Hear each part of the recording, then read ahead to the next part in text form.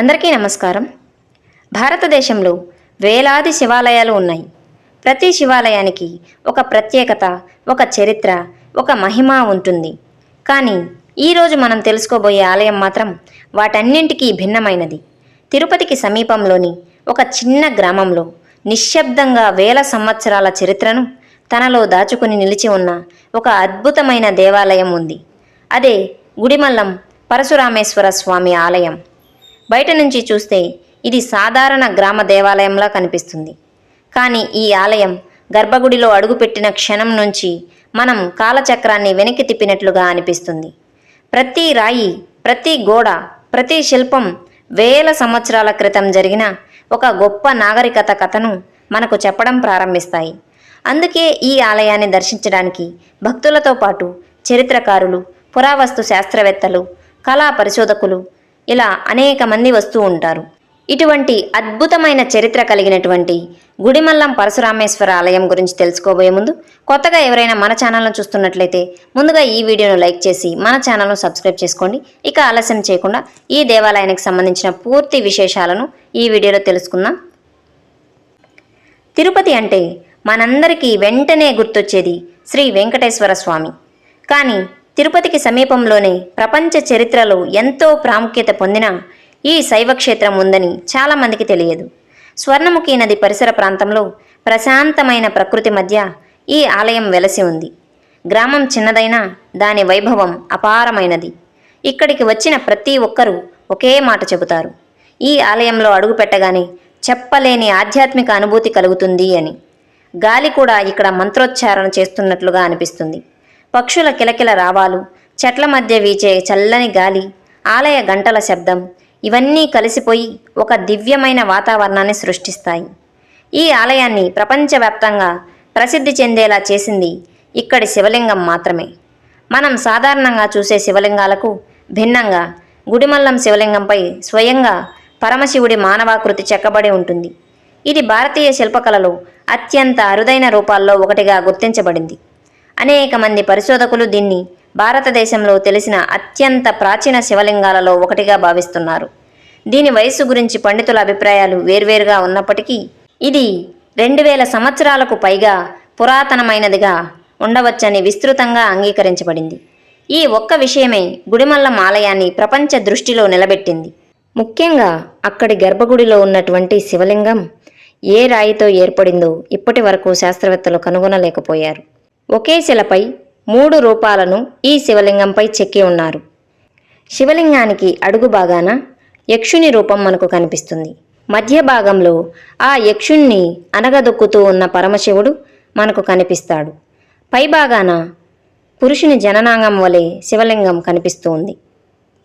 అంతేకాకుండా దేవాలయాన్ని ఆనుకుని ఒక బావి కూడా ఉంది.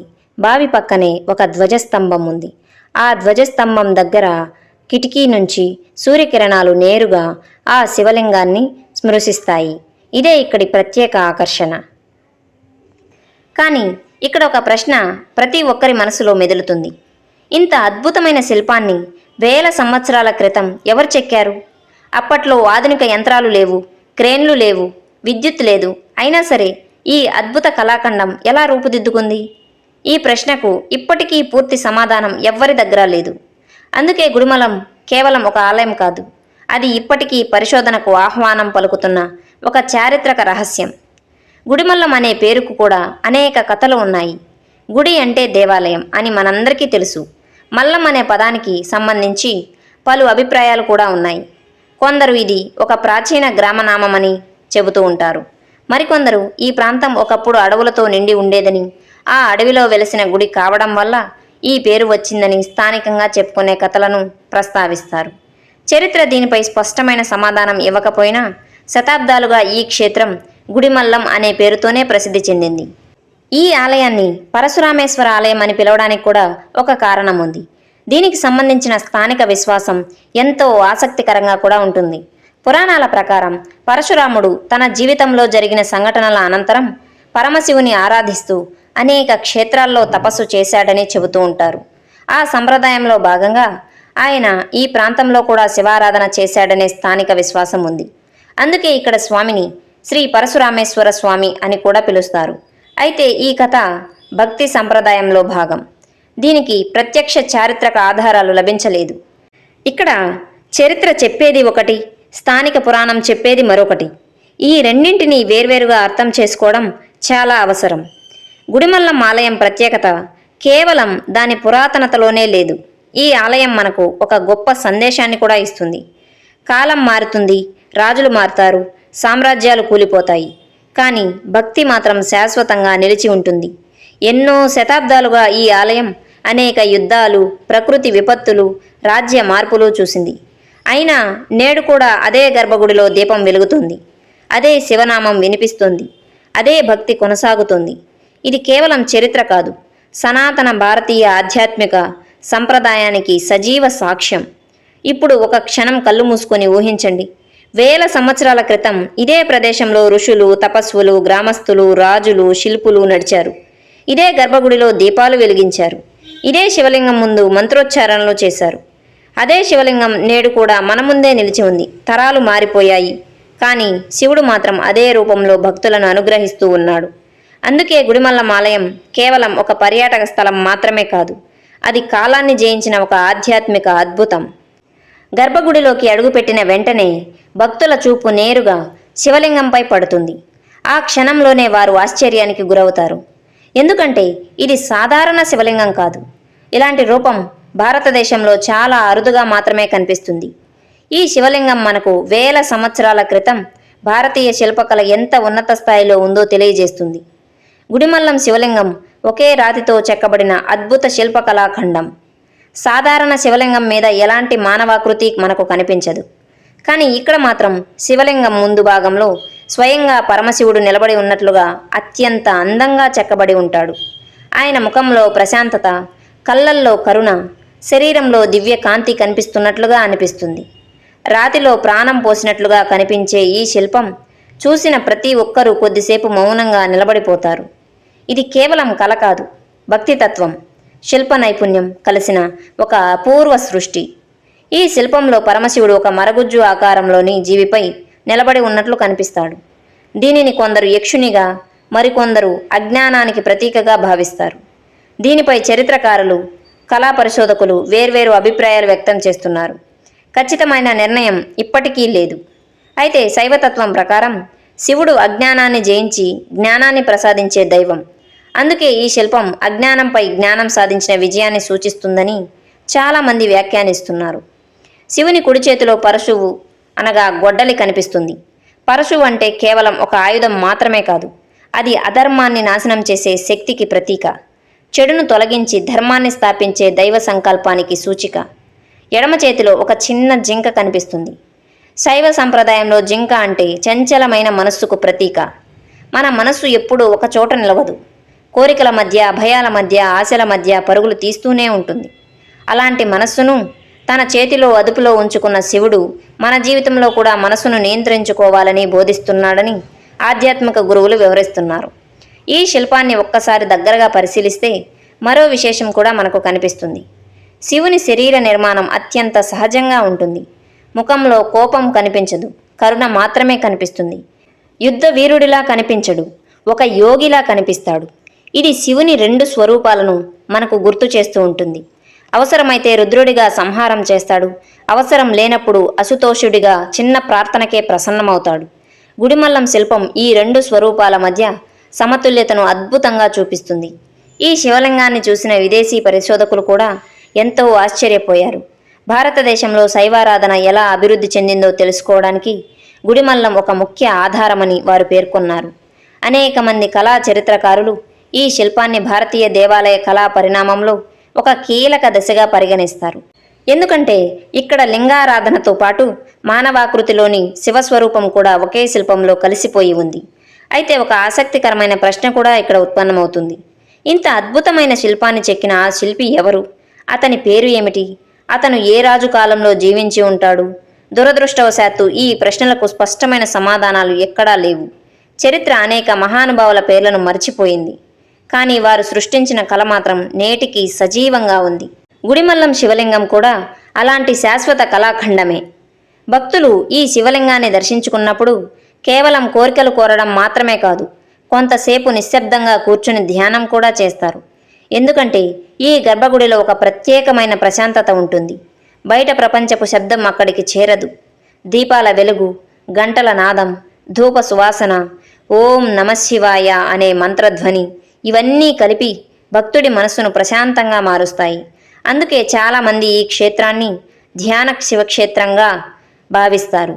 కానీ ఈ ఆలయం కేవలం పురాణాలతో మాత్రమే ముడిపడి లేదు. ఇక్కడ జరిగిన పురావస్తు తవ్వకాలు కూడా ఎన్నో ఆశ్చర్యకరమైన విషయాలను వెలుగులోకి తెచ్చాయి.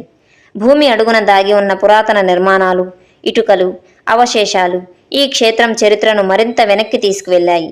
భక్తి ఒకవైపు అయితే చరిత్ర మరోవైపు.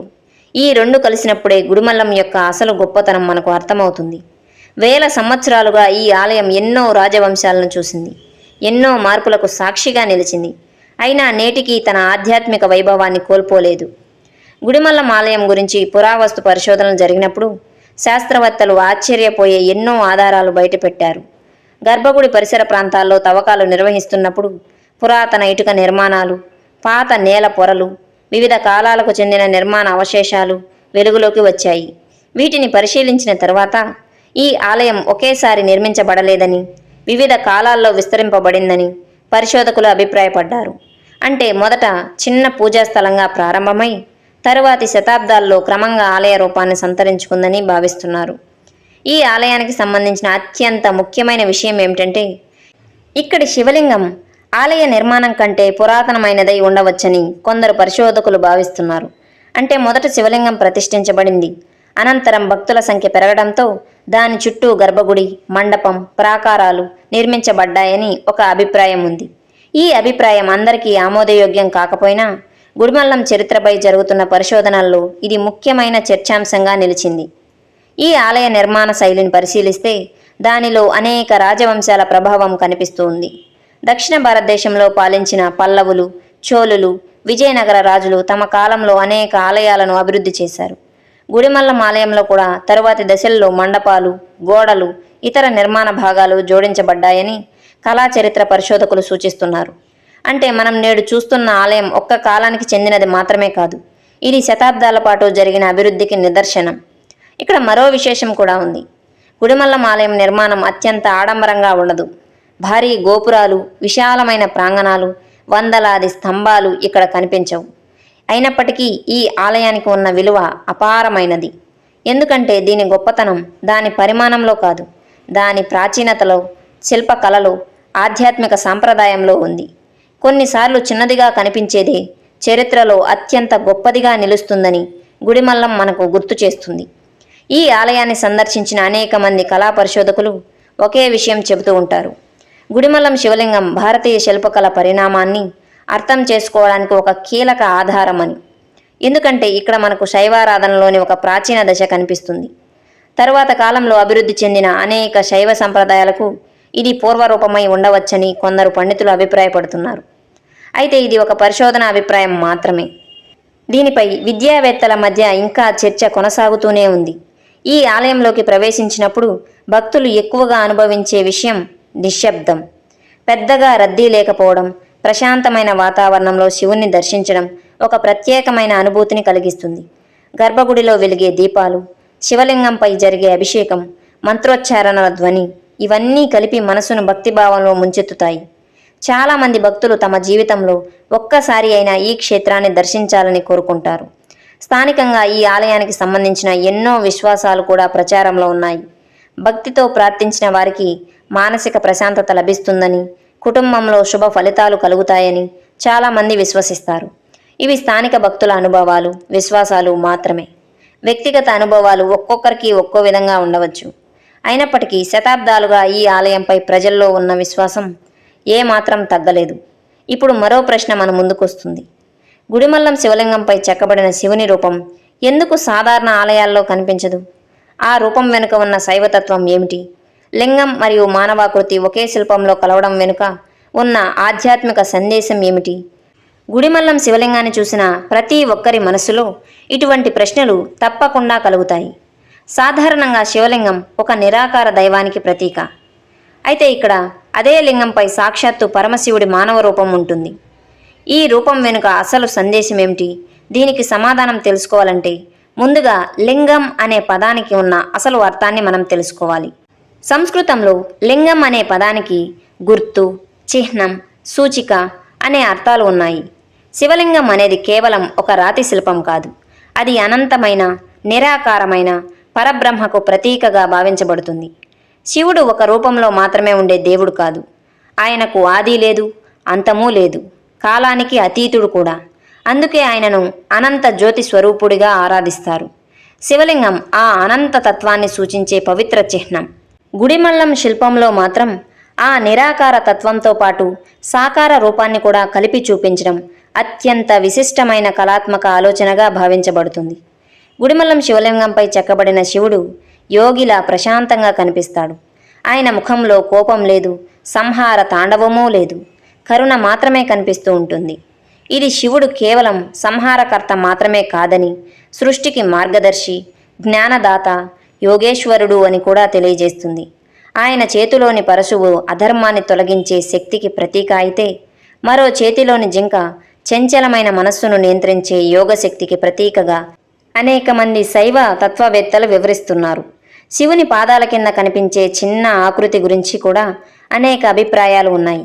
కొందరు దానిని యక్షుడిగా భావిస్తారు, మరికొందరు అది అజ్ఞానానికి ప్రతీక అని వివరిస్తారు, మరికొందరు అది ప్రకృతి శక్తిని సూచిస్తుందని కూడా అభిప్రాయపడుతున్నారు. దీనిపై ఏకాభిప్రాయం లేకపోయినా శివుడు అజ్ఞానాన్ని జయించి జ్ఞానాన్ని ప్రసాదించే దైవం అనే భావనతో ఈ శిల్పాన్ని చాలామంది అర్థం చేసుకుంటారు. గుడిమల్లం శిల్పం అందుకే కేవలం కళాఖండం మాత్రమే కాదు, ఒక తాత్విక సందేశం. ఈ శిల్పాన్ని మరో కోణంలో పరిశీలిస్తే ప్రాచీన భారతీయ సమాజంలో శైవారాధన ఎలా అభివృద్ధి చెందిందో అర్థమవుతుంది. మొదట నిరాకార రూపమైన లింగారాధన ఉండగా కాలక్రమేణా భక్తులకు మరింత దగ్గరగా ఉండేలా శివుని మానవాకృతిని కూడా కళాకారులు శిల్పాల్లో ప్రతిబింబించడం ప్రారంభించారని కొందరు కళా చరిత్ర పరిశోధకులు భావిస్తున్నారు. గుడిమల్లం శివలింగం ఈ పరిణామాన్ని ప్రతిబింబించి ఒక అరుదైన ఉదాహరణగా అధ్యయనం చేయబడుతుంది. ఇది పరిశోధకుల అభిప్రాయం మాత్రమే. దీనిపై ఇంకా అధ్యయనాలు కొనసాగుతూనే ఉన్నాయి. గర్భగుడిలో అభిషేకం జరిగే సమయంలో ఈ శిల్పం మరింత అద్భుతంగా కనిపిస్తుంది. పాలు, నీరు, చందనం, విభూతి శివలింగంపై ప్రవహిస్తున్నప్పుడు రాతిలో చెక్కబడిన శివుని రూపం మరింత స్పష్టంగా దర్శనమిస్తుంది. భక్తులు ఆ దృశ్యాన్ని ఎంతో భక్తిభావంతో వీక్షిస్తారు. చాలామంది ఆ క్షణాన్ని తమ జీవితంలో మరచిపోలేని ఆధ్యాత్మిక అనుభూతిగా వర్ణిస్తారు. శివలింగంపై జలధార పడుతుండగా ఓం నమఃశివాయ అనే మంత్రధ్వని వినిపించే ఆ వాతావరణం భక్తుని మనస్సును లోతైన ప్రశాంతతలోకి తీసుకువెళ్తుంది.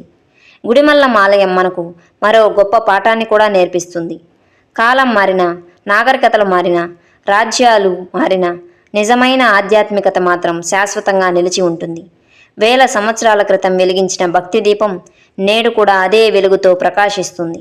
ఈ ఆలయాన్ని చూసినప్పుడు మనకు చరిత్ర పట్ల గౌరవం, సంస్కృతి పట్ల గర్వం, భగవంతుని పట్ల భక్తి, ఈ మూడు భావాలు ఒకేసారి కలుగుతాయి. ఇప్పటి వరకు మనం ఈ ఆలయంలోని శివలింగం వెనుక ఉన్న తత్వాన్ని తెలుసుకున్నాం కదా. ఇప్పుడు ఈ ఆలయం చుట్టూ ఎన్నో ఆసక్తికరమైన కథలు కూడా ఉన్నాయి. గుడిమల్లం ప్రాంతానికి స్వర్ణముఖి నదితో ఉన్న సంబంధం, ఈ ప్రాంతంలో ఋషులు తపస్సు చేశారనే స్థానిక విశ్వాసాలు, పల్లవులు, చోళులు, విజయనగర రాజులు ఈ ఆలయ అభివృద్ధికి ఏ విధంగా తోడ్పడ్డారు, శాసనాలు మనకి ఏం చెబుతున్నాయో కూడా ఇప్పుడు మనం తెలుసుకుందాం. ఒక ఆలయం కేవలం రాళ్లతో నిర్మించబడదు. దాని వెనుక తరతరాల భక్తుల విశ్వాసం, రాజుల సంరక్షణ, శిల్పుల కృషి, అర్చకుల సేవ, గ్రామ ప్రజల అంకిత భావం కలిసి ఉంటాయి. గుడిమల్లం ఆలయం కూడా అలాంటి సజీవ చరిత్రకు ప్రతీకగా నిలిచింది. గుడిమల్లం ఆలయానికి సంబంధించిన ప్రారంభ దశ చరిత్ర ఇప్పటికీ పూర్తిగా స్పష్టంగా తెలియజేయడం లేదు. అయితే పురావస్తు పరిశోధనల ఆధారంగా మొదట ఇక్కడ ఒక చిన్న పూజా కేంద్రం ఉండి కాలక్రమేణా అది దేవాలయంగా అభివృద్ధి చెందిందని పరిశోధకులు భావిస్తున్నారు. తరువాతి శతాబ్దాల్లో దక్షిణ భారతదేశాన్ని పరిపాలించిన పలు రాజవంశాలు ఈ ఆలయాన్ని సంరక్షించి అవసరమైన నిర్మాణాలను జోడించినట్లుగా శిల్పశైలి మరియు లభ్యమైన శాసనాల ద్వారా అర్థమవుతుంది. దక్షిణ భారతదేశ చరిత్రలో పల్లవుల పాత్ర ఎంతో గొప్పది.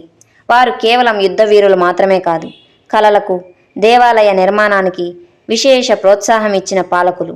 మహాబలిపురంలోని అద్భుత శిలా దేవాలయాలు వారి కళాప్రేమకు నిదర్శనం. గుడిమల్లం ఆలయంలో కనిపించే కొన్ని నిర్మాణ లక్షణాలు కూడా తర్వాతి దశల్లో పల్లవుల కాలంలో మార్పులు జరిగి ఉండవచ్చని కొందరు కళా చరిత్రకారులు అభిప్రాయపడుతున్నారు. కాలం మారింది, విజయనగర సామ్రాజ్యం ఆవిర్భవించింది. ఈ సామ్రాజ్యం దక్షిణ భారతదేశంలోని అనేక పురాతన దేవాలయాలను రక్షించింది. తిరుమల, శ్రీశైలం, శ్రీకాళహస్తి వంటి మహాక్షేత్రాలతో పాటు ఇటువంటి చిన్న దేవాలయాలకు కూడా వారు సహాయం అందించారు. గుడిమల్లం ఆలయం కూడా ఆ కాలంలో సంరక్షణ పొందినట్లు స్థానిక సంప్రదాయాలు మరియు కొన్ని చారిత్రక ఆధారాలు కూడా సూచిస్తున్నాయి. అందువల్ల నేడు మనం చూస్తున్న ఆలయం అనేక యుగాల చరిత్రను తనలో దాచుకుని నిలిచిన సజీవ సాక్ష్యంగా పేర్కొంటుంది. ఈ ఆలయ ప్రాంగణంలో కనిపించే కొన్ని శాసనాలు చరిత్రకు విలువైన ఆధారాలు. ఆ శాసనాల్లో దేవాలయానికి భూములు దానం చేసిన విషయాలు, దీపారాధన కోసం ఇచ్చిన విరాళాలు, పూజా విధానాలకు సంబంధించిన వివరాలు నమోదై ఉన్నాయని పరిశోధకులు పేర్కొంటున్నారు.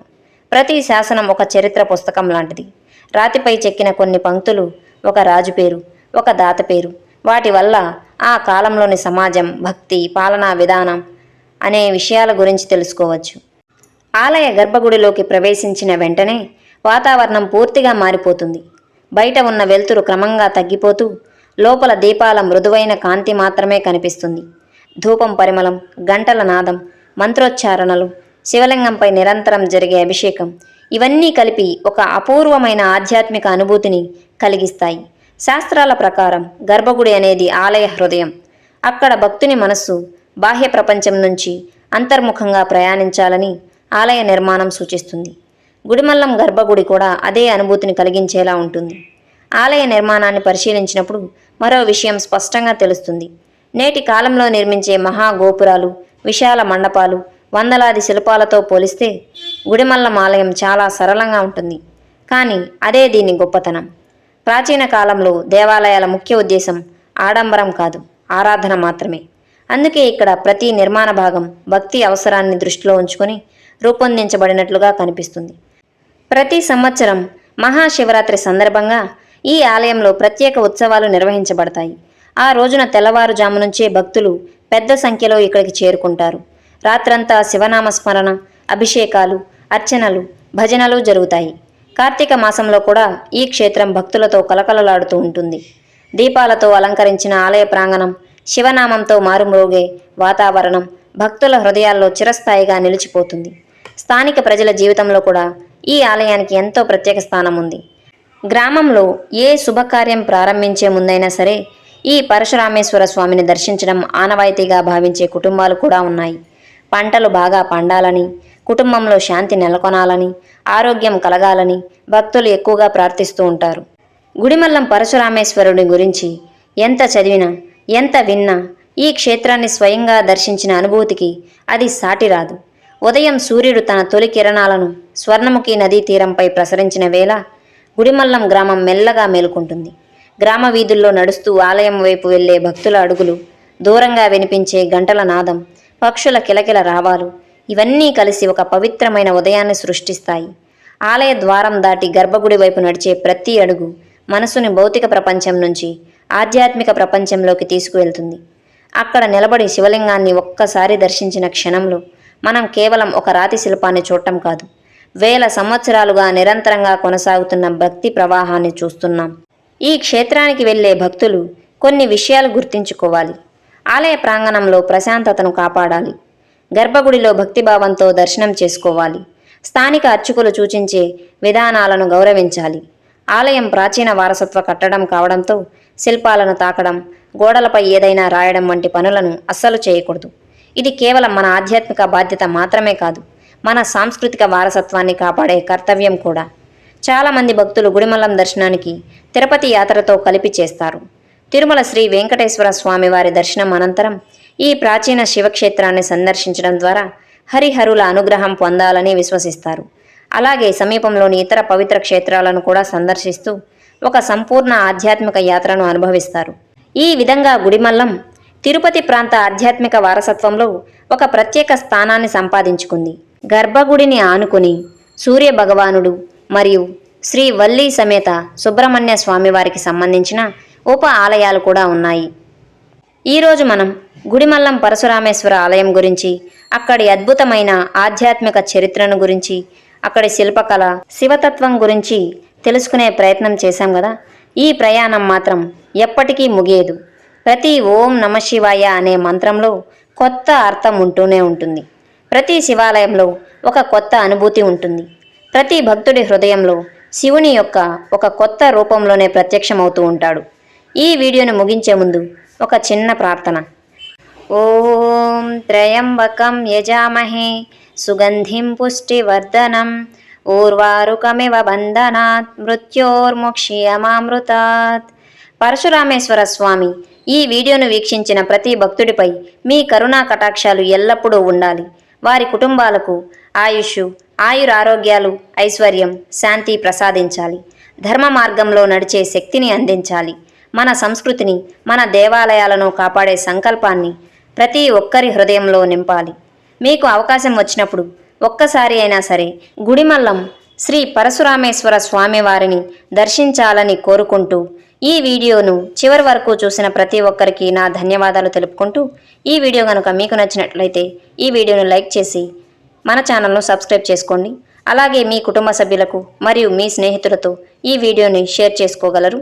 ఇలాంటి మరిన్ని సనాతన ధర్మం, పురాణాలు, దేవాలయ చరిత్రలు, ఆధ్యాత్మిక విశేషాల కోసం మన ఛానల్ను సబ్స్క్రైబ్ చేసుకొని ప్రతిరోజు చెక్ చేస్తూ ఉండండి. మరొకసారి అందరికీ ధన్యవాదాలు తెలుపుకుంటూ మళ్ళీ మరొక ఆధ్యాత్మిక యాత్రలో కలుద్దాం. అప్పటి వరకు సెలవు.